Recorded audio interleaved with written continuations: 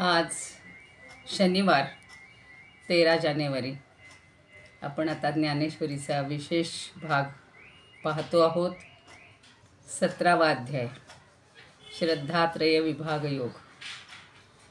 अलंकापुरी पुण्यभूमी पवित्र, तिथे नांदतो ज्ञान राजा सुपात्र. तया आठविता महापुण्यराशी, नमस्कार साष्टांग श्री ज्ञानेश्वरासी. माता यस्य तपस्विनी च जनको, वैराग्य रागान्वित भ्रातारो गुरुणा निवृत्ति सहिता, निर्वृत्तिका संस्थिताः. इत्थं साधु कृपान्वितं स्वयमहो ज्ञानामृतेनावृतं, वंदे तं करुणाकरं प्रभुवरं श्री संत ज्ञानेश्वरं. श्री संत ज्ञानेश्वरं देवानां बहुयज्ञ साधन शुभं, देवैः सदा भूषितं. आद्यं वै शिवपीठमीड्यमखिलं, श्रेष्ठं यलंकापुरं. तत्रारूढ महापुनीन्द्रसफलं, ध्यानं समासाधितं. वंदे तं करुणाकरं प्रभुवरं श्री संत ज्ञानेश्वरं. श्री संत ज्ञानेश्वरं. ज्ञानेश्वर महाराज की जय. पंढरीनाथ भगवान की जय. जय तू ज्ञानेश्वर. सर्व श्रोत्यांना आणि ज्ञानेश्वरी भक्तांना सादर वंदन. आपण काल 65 पर्यंत ओव्या घेतलेल्या होत्या. पुन्हा थोड्याशा त्या पुनरावृत्त करूया आणि नव्या श्लोकाला सुरुवात करायची आहे. ते बीज मोडे झाडं होये वगैरे सगळ्या कल्पना आपण पाहिल्या होत्या. मग आता तमो गुण वाढल्यानंतर काय होतं अशी ती शेवटची ओवी होती. मग तमाची उठी आगी, तेव्हा त्याची श्रद्धाभंगी, हो लागे भोगा लागी भलते या. ज्या वेळेला तमोगुणाची म्हणजे वृद्धी होते किंवा तमोगुण अत्यंत त्याची आग भडकते, तेव्हा तीच श्रद्धा नको त्या भोगांकडे जाते. तिकडे तिची प्रवृत्ती व्हायला लागते आणि मग हीच श्रद्धा आंधळी होते. इतकी आंधळी होते की माणूस विवेक गमावून बसतो, वैराग्याची कास सोडते आणि तमोगुणी आगीचा भडका सर्व स्वाहाकार करतो. तर सगळं मी आणि मला, दुसरा समोर दिसत नाही त्याला. आई नाही, वडील नाही, भाऊ नाही, बहीण नाही. आपण कैकेयीच्या बाबतीत पाहिलेलं आहे की कैकेयीला असंच झालं ना, फक्त मी आणि माझा पुत्र बास. अहो, नवऱ्याची जायची वेळ आली तरी तिला त्याचं दुःख नाही आहे. राम इतका गुणी होता, तिच्यावर भरतापेक्षा जास्त प्रेम करत होता, पण तो तमोगुण वाढला गेला. त्यामुळे तिला ते सगळं काही आठवेनासं झालं, दिसेनासं झालं, लक्षात येईनासं झालं आणि फक्त ती तमोगुणाच्या आहारी गेली. म्हणून पुढचा श्लोक आपण काल वाचला होता. सत्वानुरूपा सर्वस्य श्रद्धा भवति भारत, श्रद्धामयोऽयं पुरुषो यो यच्छ्रद्धस्य एव सः. माणसं कशी असतात? श्रद्धामय. पुरुष म्हणजे हा प्रत्येक प्राणी जो आहे हा काय आहे?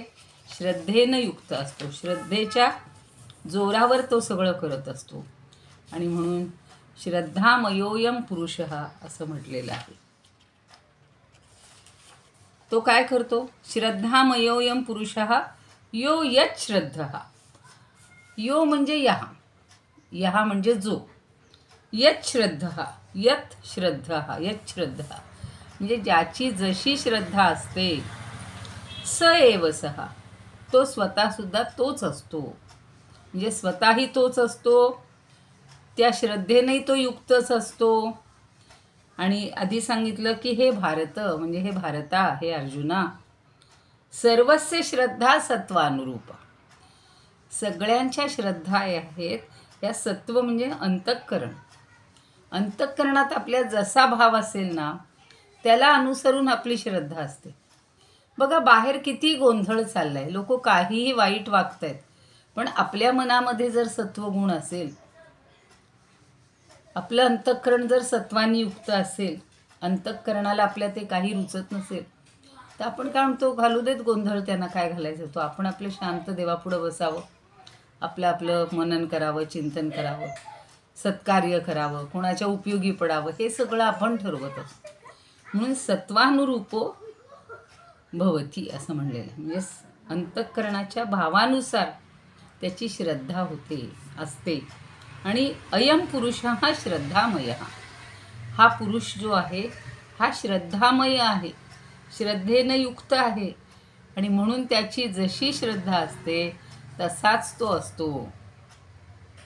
त्यानं कितीही छान कपडे घातले, अगदी साधूचा पोशाख केला, हातात भिक्षेची झोळी घेतली, दंड घेतला, कमंडलू घेतला, तरी सुद्धा तो तिथे जाऊनही काय करणार आहे हो, भिक्षा मागायला गेला तरी आपल्या पदरात कसं काय काय प्राप्त करून घेता येईल. आपण पाहिलं असेल मध्यंतरीच्या काळात की अजूनही काही लोक असे येतात, पाहणी करायला येतात.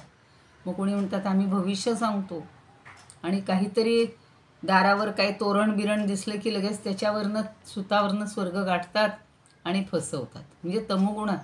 पण तोच जर सात्विक वृत्तीचा असेल, तो म्हणेल बाई तुम्ही दानधर्म करा, पुण्यकर्म करा, तुमचंही भलं होईल, अडचणीच्या प्रसंगी कुणाला मदत करा, असं चांगलं सांगेल. आता आपण याच्यावरच्या ओव्या बघणार आहोत.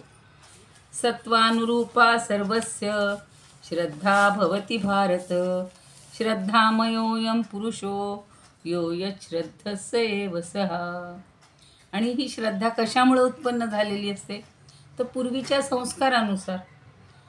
कारण हा जीव श्रद्धामय आहे आणि ज्या प्रकारच्या श्रद्धेने तो युक्त असतो तो त्याच योग्यतेचा असतो. आता ह्या 3 प्रकारच्या श्रद्धा म्हणजे 3 गुणांवर सगळा हा संसाराचा गाडा हा उभारलेला आहे बघा. सगळीकडे सत्व रजतम या अध्यायामध्ये या 3 गुणांचंच वैशिष्ट्य सांगितलेलं आहे. आपण 14वा अध्याय पण पाहिलेला आहे, तिथं सुद्धा गुणत्रय विभाग योग, तिथे तेच सांगितलं होतं.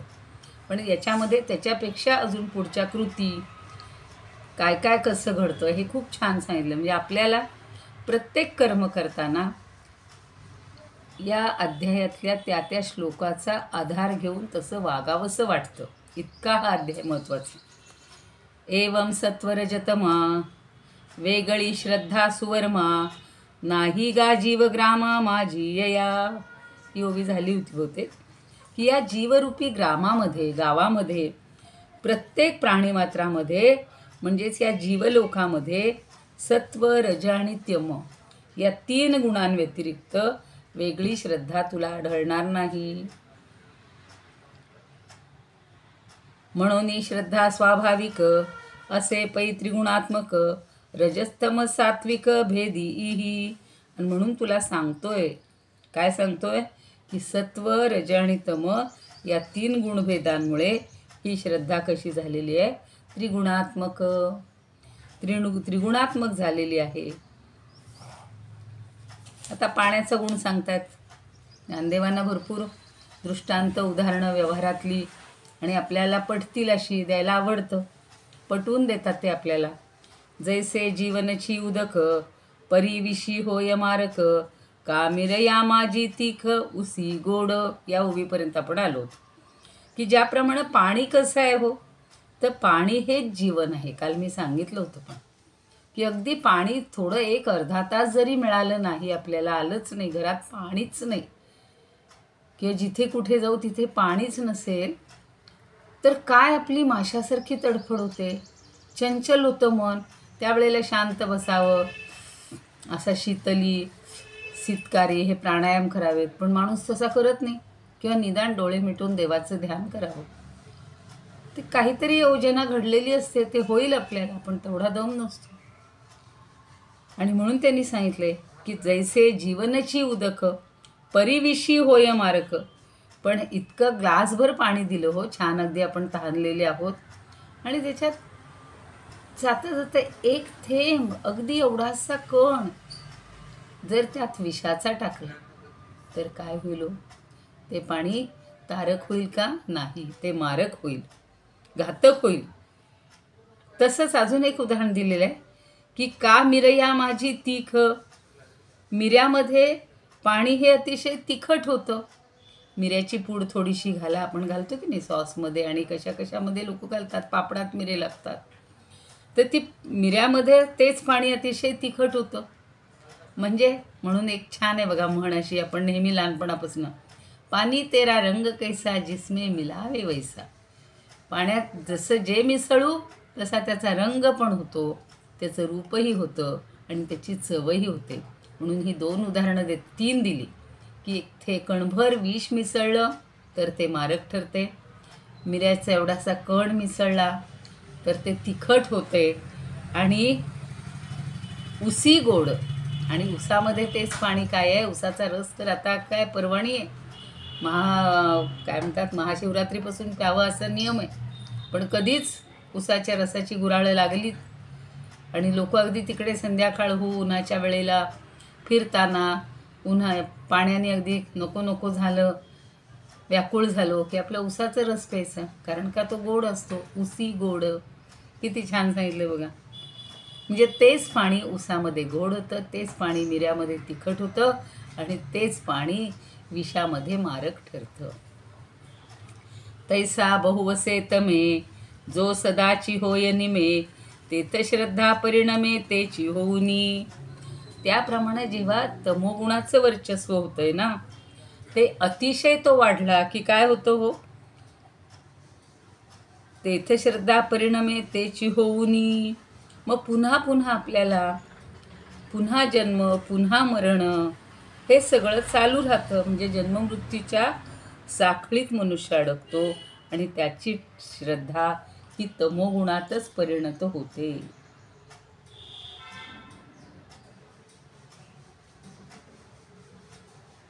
निमेचा अर्थ आहे मृत्यू पावतो. म्हणजे जेव्हा तो तमोगुणाचं वर्चस्व वाढतं, शेवटी त्याला मरण येते, आणि मरण आल्यानंतर पुन्हा काय आहे, पुन्हा जन्म. म्हणजे हे चक्र पुन्हा चालूच राहणार. पुन्हा तो आला तरी तो तमोगुणच घेऊन येणार की नाही, का तो म्हणाल आता मी जाताना जातो बाबा सत्वगुण घेऊन? नाही, त्याचं गाठोडं तमोगुणाचंच आहे, त्याचं गाठोडं पापाचंच आहे, दुष्ट प्रवृत्तींचंच आहे.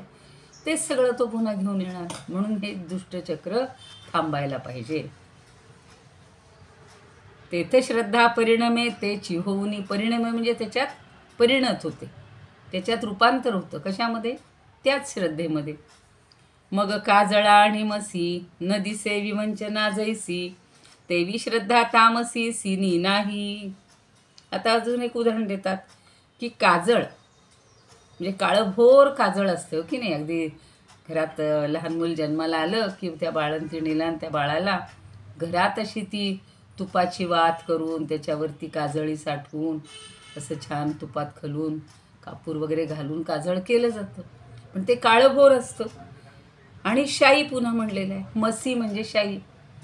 7 समंदर की मसी करू, लेखनी करू बनराय, कागज धरती का करू, तो भी गुरुगुण लिखे न जाय. मला एकदम मसी हा शब्द याच्यातला आठवतो नेहमी, की मसी म्हणजे शाई.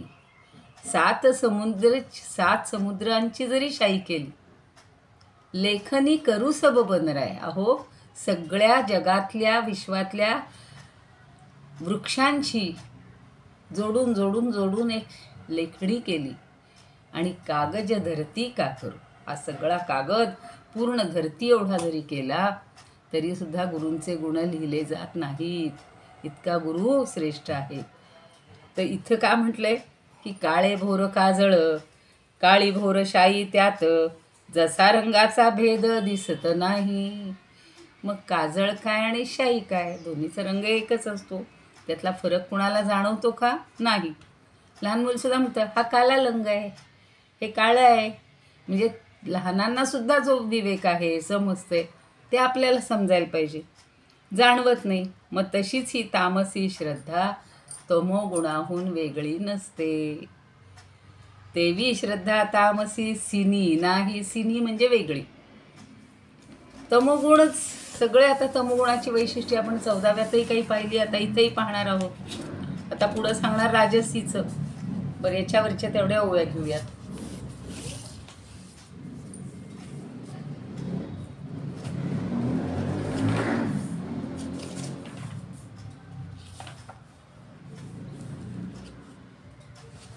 ऐसी सत्वरज तम विरहित, श्रद्धा नाही येथ जीव मात्री.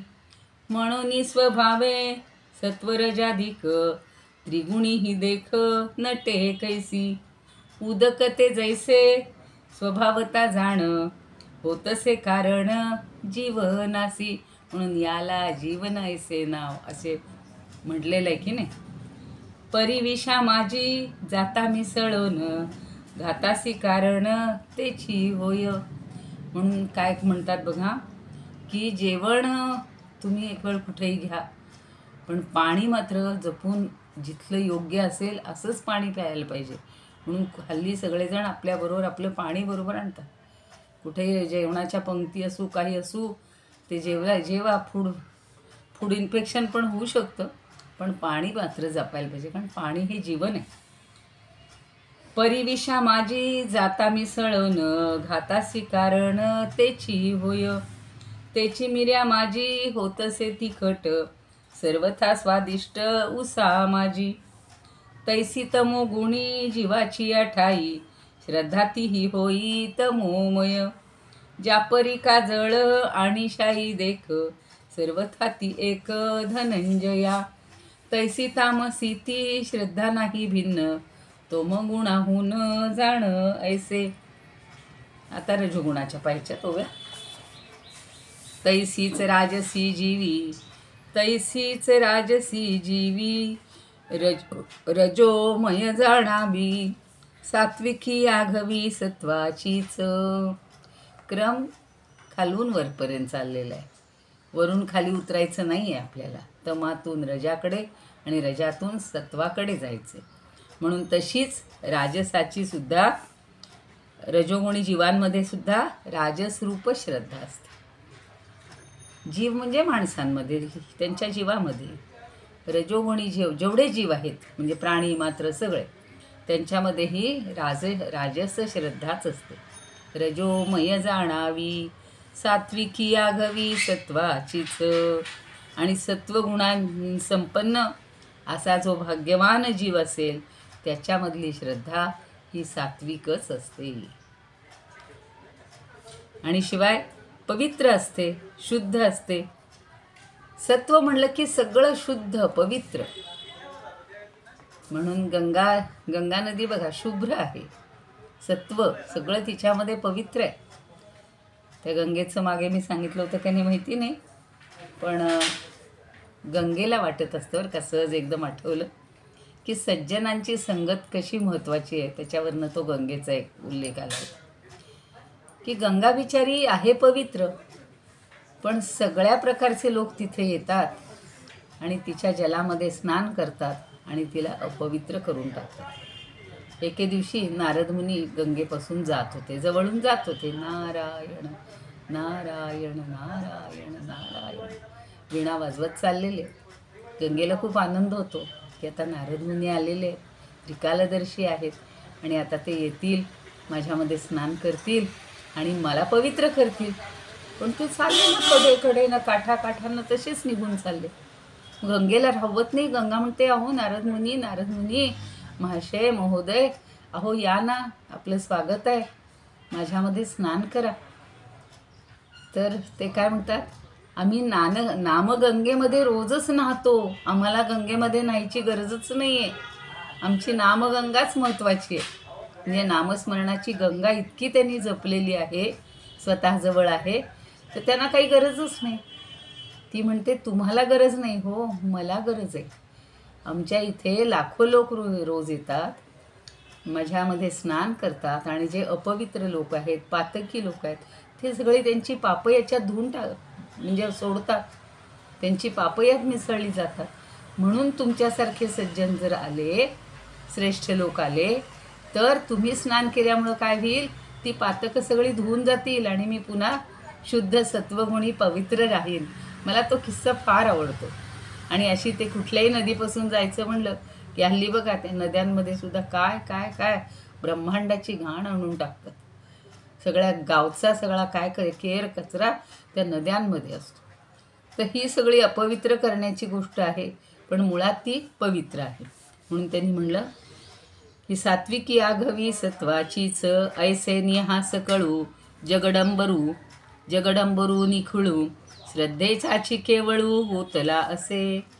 हे सगळं जगडंबरू म्हणजे हे सगळं विश्व, संपूर्ण विश्व किंवा विश्वाचा पसारा अवडंबर आपण म्हणतो ना, काय अवडंबर माजवले सगळं घरामध्ये. म्हणजे सगळा पसारा असला, सगळा गोंधळ असला, लग्न असो कार्य असो, त्यावेळेला बघायचं सगळीकडे सगळ्यांचे कपडे बॅगान बागान सगळं ते करायचे पदार्थ आणि त्याची गर्दी, अवडंबर झालेलं असतं सगळं.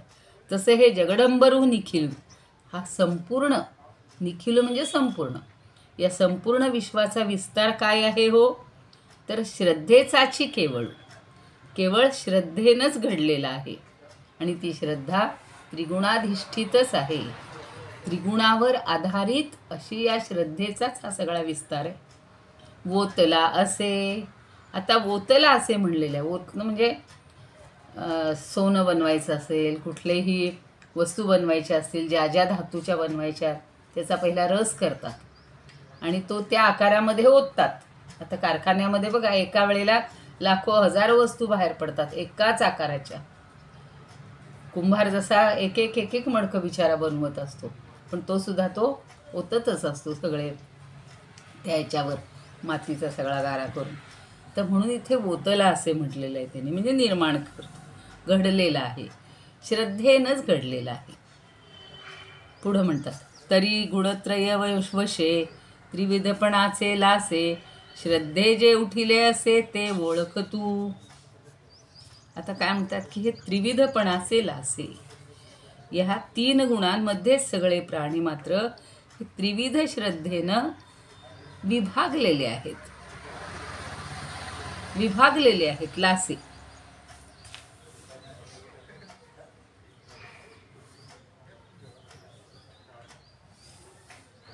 लासे म्हणजे खूण. तर ही सगळी त्रिविधतेची खूण आहे. खुणेवरनं बरोबर लक्षात येतं. जसं आपल्याला सिग्नल पाहिला, लाल दिसला की लगेच गाड्या थांबल्याच पाहिजेत, पण काही बेदरकार असतात, त्याला ओलांडून जातात आणि पुढे जाऊन ॲक्सिडेंट करतात, दुसऱ्यालाही गोत्यात घालतात स्वतःला. पिवळा लागला आहे, तुम्हाला इशारा आहे की आता लाल रंग येणार आहे, पण काही जण तर पिवळ्यातनं गेलो तरी चालते, पण हिरवा मात्र अगदी जसं सत्व रज तम तसे हे ते 3 सिग्नल असतात. मग आता इथं काय म्हणलं, त्रिविधपणाचे लासे श्रद्धे जे उठिले असे, ज्या ज्या श्रद्धेनं ते विभागलं गेलेलं आहे ते काय होतं, ते ओळख तू, ते ओळखून घे तू, ते लक्षात घे. एका कार्यक्रमाला हजारो लोक येतात, पण तिथल्या सुद्धा त्या हजारांमध्ये किती सात्विक असतील, चेहऱ्यावरून माणसाच्या लक्षात येतं, त्याच्या हावभावावरून लक्षात येतं, त्याच्या बसण्याच्या पद्धतीवरून लक्षात येतं. रजोगुणी असेल 3दा मागं जाईल, बाहेर जाईल, इकडं जाईल, तिकडं जाईल, पाणी आणेल, काहीतरी आणेल, खायला आणेल, प्यायला आणेल. तमोगुणी तर काय नको तेच चाळे करत असतो, पण सत्वगुणी शांत ऐकत राहील, शांतपणे बघत राहील. तर म्हणून हे श्रद्धेला गुणांच्या आधारे 3 प्रकारचा ते म्हणतायत कलंक लागलेला आहे, चिन्ह किंवा एखादी खूण उठलेली आहे आणि ती तू लक्षात घे. तरी जाणीजे झाड फुले का मानस जाणीजे बोले भोगे जाणीजे केले पूर्वजन्मीचे. आता कुठलंही झाड असू दे, कुठल्याही झाडाला लगडलेल्या फुलांवरून आपल्या लक्षात येतं की नाही की हे कशाचं झाड आहे. समजा नाही लक्षात आलं, पण तरी जाणीजे झाड फुले का मानस जाणीजे बोले भोगे जाणीजे. तसं माणसाच्या, मी आत्ता म्हणलं तसं, बोलण्याच्या पद्धतीवरून, बोलण्याच्या सवयीवरून माणसाचं मन मानस जाणीजे, त्याचं मन ओळखता येतं. आता काही जण म्हणतात किती छान बोलतात हे लोक. आता आपल्या गीता परिवारचे सुद्धा पाहिले असेल की सगळे अगदी मधुर मधुर मधुर बोलत असतात, किंवा विशिष्ट एखाद्या ठिकाणचे लोक, एखाद्या कुळातले लोक, त्यांचे एक सगळं राहणीमान, वागणं, बोलणं, चालणं सगळं असं छान असतं, श्रद्धामय असतं, सात्विक असतं. आणि मग ते भोगत असलेली जी सुख आहे, भोगे जाणी जे केले पूर्वजन्मीचे, ते पूर्वजन्मीचं कर्मसुद्धा ओळखता येतं त्यांच्या सुखदुःखावरून. काहींच्या ठिकाणी दुःखाचं असं म्हणजे त्याला किती प्रकारच्या छटा असतील दुःखाच्या सुद्धा. माणसं म्हणतात काय हे सगळं आमच्याच पदरात पडले. नाही, हे सगळं पूर्वजन्मीची चिन्ह आहेत बरं. आत्ताच मगाशी कोणीतरी सांगितलं की अगदी छान वागणारा, चांगला आचरण करणारा मनुष्य, आणि त्याला एकदा असा दुर्धर रोग होतो, आजार होतो, पण त्यातनंही तो वर येऊ शकतो. कसं आहे की ज्याची भगवंतावर श्रद्धा आहे, जो भगवंताचं चिंतन करतो, नामस्मरण करतो, त्याला मोठा ॲक्सिडेंट झाला तरी त्याला छोटीशी जखम किंवा एखादा काय म्हणतो आपण ठेच लागल्या एवढं फक्त दुःख होतं. हे श्रद्धेचा भाग आहे. आणि म्हणून पूर्वजन्मीचे भोगे जाणिले केजे, त्याचं जे सुखदुःख आहे हे त्याच्या पूर्वजन्मीच्या कर्मावरून ओळखता येतं. तैसी जिही छिन्नी श्रद्धेची रूपे तिन्ही, देखी जती ते वाणी अवधारी पा.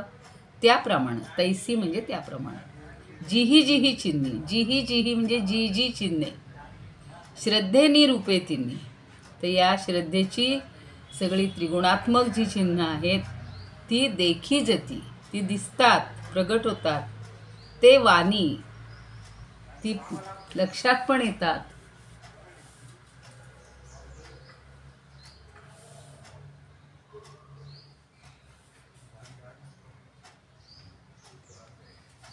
आणि ते तू लक्षात घे.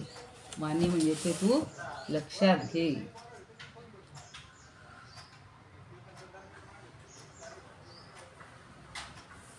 ती खूण आहे सगळी, प्रत्येकाची खूण आहे बघा. त्याच्यावरून काय चाललंय हे बरोबर लक्षात येतं. स्वरूपानंद काय म्हणतात पाहूया.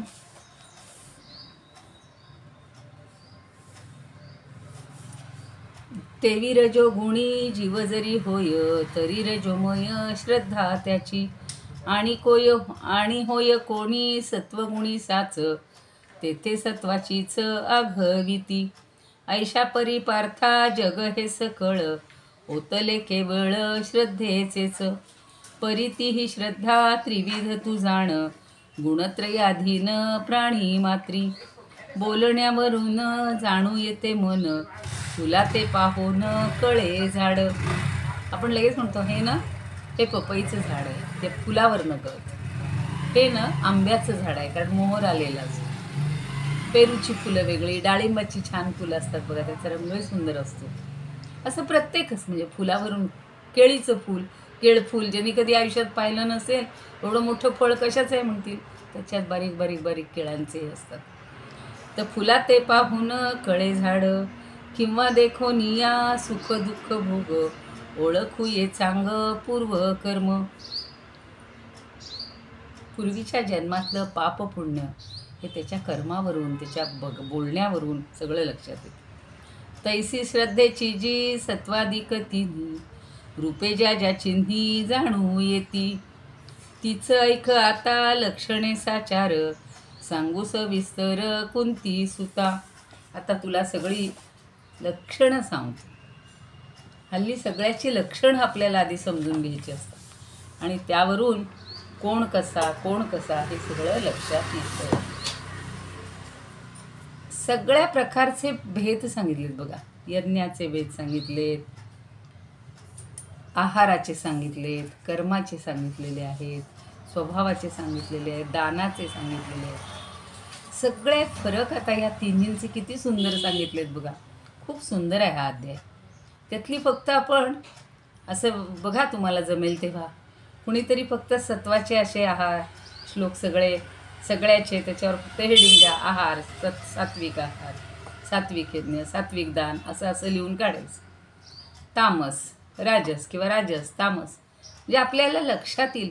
आणि असे जगा पूर्वी असे भेद असायचे, दोन्हीला फरक, तुलना करा. मग एक मोठं पेज जर घेतलं ना, असं आपल्या वहीचं मोठं A4 साईज अशी पूर्ण पान घ्यायचं, असं जसं पुस्तकाचं असतं तसं, आणि मग सात्विक राजस तामस, आणि असं जर हे केलं त्याचे अर्थ लिहून काढले याची उदाहरणं आपण शोधली तर आपल्या लक्षात येईल की आपण कुठे बसायचं, आपण आत्ता ह्याच्यात कुठे बसतो आहोत आणि आपल्याला कुठं पोचायचं आहे, असं सगळं जर आपण केलं तर आपल्यालासुद्धा या सगळ्या श्रद्धा समजून जातील. एक श्लोक होतोय का बघूया. यजन्ते सात्विका देवान यक्षरक्षांसी राजसाः प्रेतान् भूतगणांश्चान्ये यजन्ते तामसा जनाः. यजन्ते म्हणजे पूजा करतात. कोण? सात्विका म्हणजे सात्विक लोक. कुणाला? देवान, नचा पाय मोडलेला अर्धा. आणि यक्षरक्षांसी हा एक समास आहे. यक्ष आणि रक्षस म्हणजे राक्षस. म्हणजे यक्ष आणि राक्षसांची पूजा कोण करतात? राजसाः. यजन्ते सात्विका देवान, सात्विका देवान यजन्ते, सात्विक लोक देवांची पूजा करतात. राजसा यक्षरक्षांसी यजन्ते, यजन्ते ही क्रियापद सगळ्याला घ्यायचं. राजस लोक यक्ष आणि राक्षसांची पूजा करतात. आणि तामसा जनाः प्रेतान भूतगणान च अन्ये, म्हणजे कुणाकुणाची? प्रेताची, भूतगणाची, भूतसमुदायाची आणि भूतगणाची आणि च अन्ये आणि इतरांची. अन्य म्हणजे अन्य जे आहेत तामस, ते कशाची पूजा करतात? तर प्रेताची, भूतगणांची यजन्ते म्हणजे पूजा करतात. सात्विक लोक देवाची, राजस लोक यक्षराक्षसांची आणि तामसी लोक भूताखेतांची आणि प्रेतांची पूजा करतात. असं सगळं आहे. आता त्याच्यावरचे जे ओव्या आहेत ते आपण उद्याला पाहूया. आता उद्या घ्यायचा का जरा ठरवूया. इदमुपकर्तुं भुवनमण्डलं समुदितमिव भास्करं सादरं वन्दे ज्ञानेश्वरं. त्रिभुवनमाता भगवद्गीता लोकमङ्गला लोकविश्रुता लोकहितं संततं ध्यायता. येन ज्ञानेश्वरी विरचिता श्रुत्वा प्राकृतगिरं सादरं वन्दे ज्ञानेश्वरं सादरं वन्दे ज्ञानेश्वरम्. आरती ज्ञानराजा महाकैवल्य तेजा सेविती साधू संत मनुवेधला माझा. आरती ज्ञानराजा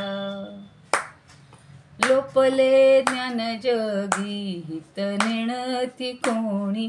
अवतार पांडुरंग नाव ठेविले ज्ञानी. आरती ज्ञानराजा कनकाचे ताट करी उभ्या गोपिका नारी. नारद तुंबरू हो सामगायन करी.